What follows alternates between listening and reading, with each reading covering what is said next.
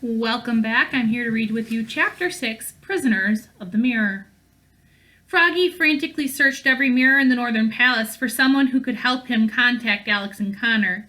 He figured the twins were most likely hiding in the with the royal families, so if he found a person who knew where they were hiding, he could send them a message and warn them about the literary army's plans to invade the other world. The more he searched, the more doubtful his mission became. Each room in the palace was either empty or occupied by the Queen of Hearts' card soldiers, the Wicked Witch's flying monkeys, or one of Captain Hook's pirates. Occasionally, Froggy would spot a servant in the palace, but they were never far from the despicable emperors or their loathsome henchmen. When the servants weren't forced to serve, they were locked away in the dungeon, where there were no mirrors for Froggy to communicate through. Even if Froggy could find someone willing to help, it was very unlikely they'd know how to reach the twins. Still, he continued his exhausting pursuit regardless of its improbability. Soon he learned that help wasn't as impossible as he thought. He was just searching the wrong side of the mirrors. "Hello!" A soft voice made Froggy jump. His eyes darted back and forth between the palace mirrors as he searched for the source, but he couldn't find where the voice was coming from. "I'm not in the palace, silly," it laughed. "I'm right behind you." Froggy looked over his shoulder and jumped when he discovered that he wasn't alone in the mirror dimension.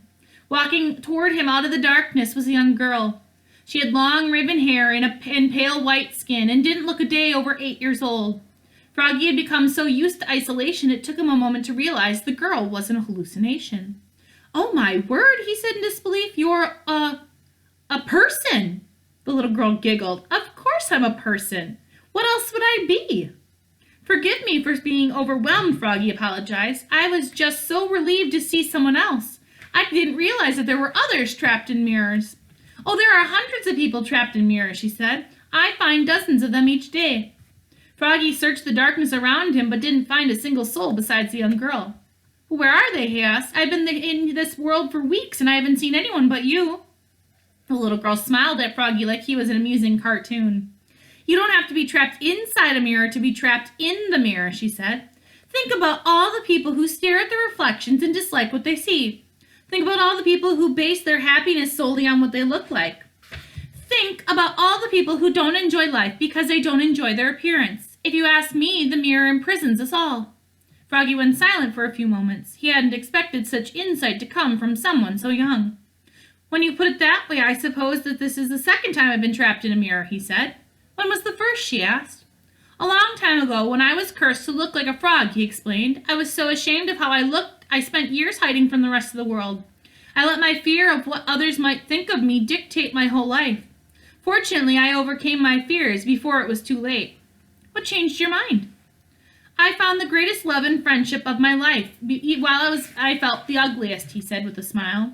"If that doesn't prove how little appearance matters, I don't know what else would."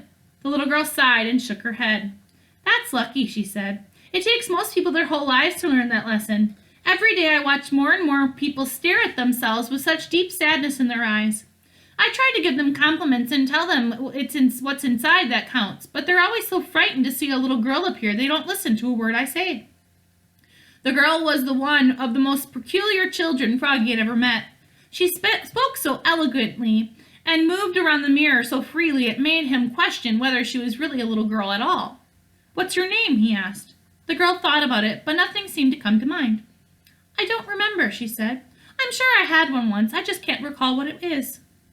"That doesn't surprise me," Froggy said. "Memory loss is a side effect of living in this dimension. The longer we stay inside it, the more we fade into nothing but reflections. How long have you been trapped?" The little girl thought even harder, but still couldn't find the answer. "I don't remember that either," she said with a laugh. "Doesn't that concern you?" "It did once, but I forgot why," she said.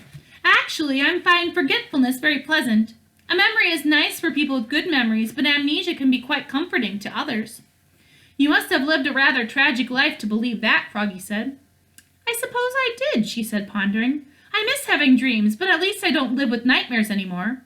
Perhaps you'll enjoy forgetting too." The little girl's bizarre outlook made Froggy even more anxious.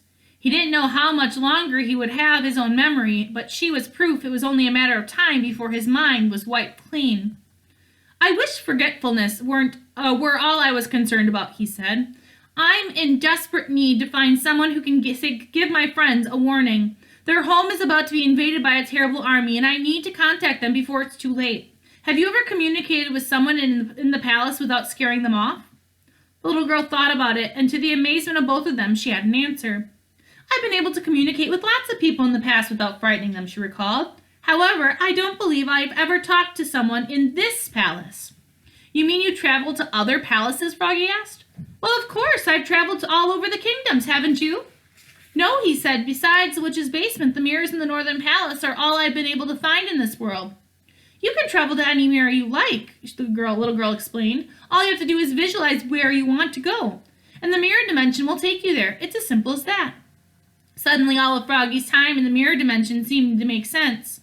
Had he realized what he wanted to find before he started searching, the northern palace would have appeared much sooner than it had. Knowing that all the mirrors throughout the kingdoms were available to him gave him his first rush of hope in weeks. If the Bailey twins were near a mirror, he could deliver a warning himself. He just needed to figure out where they were hiding. Froggy closed his eyes, and the first location that came to his mind was the castle in the center kingdom. He visualized the castle's hallways, the sitting rooms, the dining rooms, and the spacious library Red had built for him. "You did it!" the little girl cheered. "Look over there! You've made more mirrors appear!" Froggy opened his eyes and looked where she was pointing. In the distance, amid the darkness, was a cluster of twinkling lights, as if a small patch of starry night sky had manifested. The little girl grabbed Froggy's hand and pulled him toward the lights.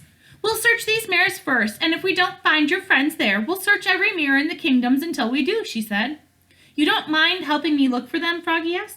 "Not at all," the little girl said. "It's been ages since I'd had an actual activity. By the way, I forgot to ask, what's your name?" Froggy opened his mouth to respond, but nothing came out.